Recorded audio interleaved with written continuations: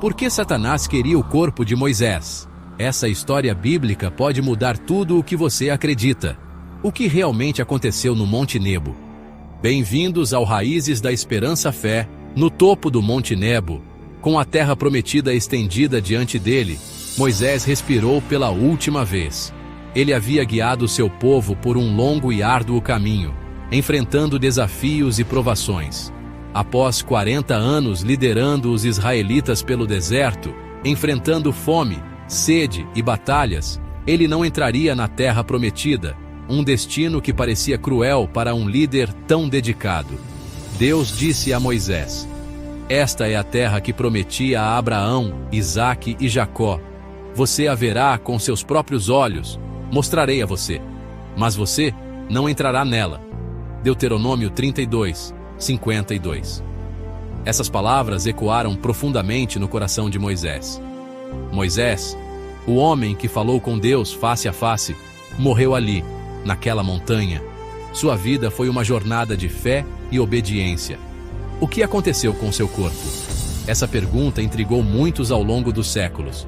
Deuteronômio 34, 6 nos diz: Deus o enterrou em Moabe, um lugar remoto e desconhecido, no vale em frente a Bet-peor, um local que poucos conhecem, mas até hoje ninguém sabe onde fica o seu túmulo.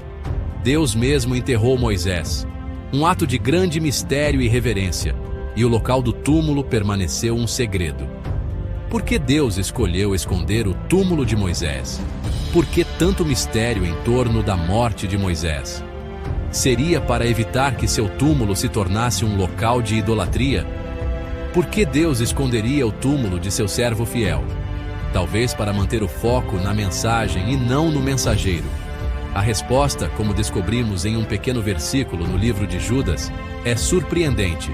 Esse versículo revela um conflito celestial sobre o corpo de Moisés, um mistério que continua a fascinar estudiosos e crentes. Deus não queria que o túmulo de Moisés se tornasse um local de veneração. Os israelitas, propensos à idolatria, poderiam ser tentados a adorar Moisés em vez de Deus. Lembre-se do bezerro de ouro. Enquanto Moisés estava no Monte Sinai recebendo os 10 mandamentos, os israelitas se desviaram para a idolatria. Êxodo 32. Eles criaram um bezerro de ouro e o adoraram, enfurecendo a Deus. Essa tendência à idolatria permaneceu com os israelitas.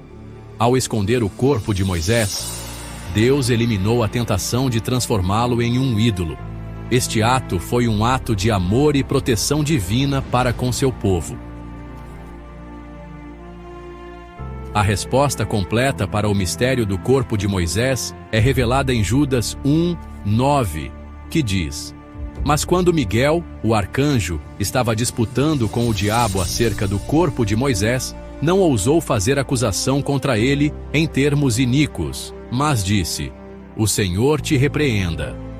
Este único versículo revela uma batalha espiritual intensa que se desenrolou após a morte de Moisés.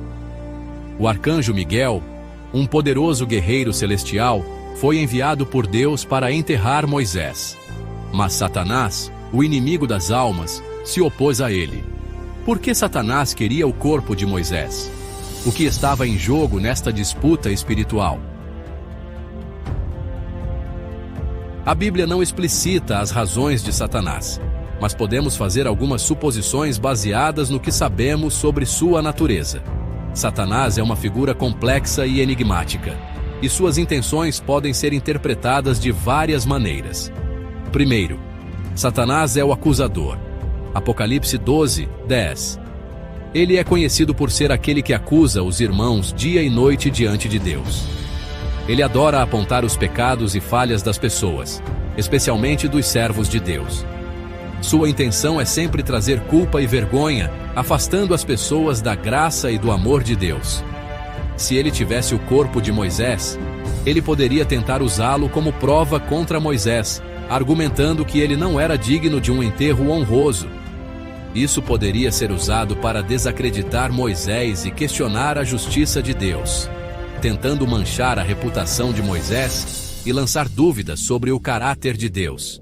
Satanás sempre busca maneiras de semear desconfiança e divisão entre os fiéis. Segundo, Satanás é um enganador. Apocalipse 12, 9. Ele é mestre em distorcer a verdade e levar as pessoas ao erro. Suas mentiras são sutis e muitas vezes parecem convincentes, mas sempre têm o objetivo de afastar as pessoas de Deus. Se ele tivesse o corpo de Moisés, poderia tentar usá-lo para criar um falso objeto de adoração, transformando Moisés em um ídolo e desviando as pessoas da verdadeira adoração a Deus, desviando as pessoas de Deus e levando-as à idolatria. Satanás sempre busca maneiras de enganar e desviar os fiéis, usando qualquer meio disponível para alcançar seus objetivos. Um líder contestado. Lembre-se que Moisés não era um líder perfeito. Ele foi escolhido por Deus para guiar os israelitas para fora do Egito. Mas isso não significava que ele estava isento de falhas. Ele cometeu erros, como qualquer ser humano. Moisés era um homem de carne e osso, sujeito às mesmas fraquezas e tentações que todos nós enfrentamos.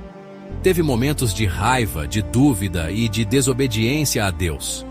Em várias ocasiões, ele se sentiu sobrecarregado pela responsabilidade de liderar um povo tão grande e frequentemente rebelde. Um exemplo disso foi quando Moisés, frustrado com a constante reclamação dos israelitas, desobedeceu à ordem de Deus de falar com a rocha para que saísse água, conforme está escrito em Números, capítulo 20, versículos 7 a 12. Em vez disso, ele bateu na rocha com seu cajado, mostrando sua frustração e falta de fé.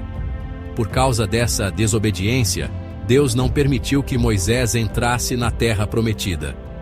Ele pôde apenas vê-la de longe, do alto de um monte, mas nunca pisou nela. Satanás, o acusador, poderia usar esses erros do passado para tentar desacreditar Moisés e sua liderança. Ele sempre busca maneiras de semear dúvidas e desconfiança entre o povo de Deus.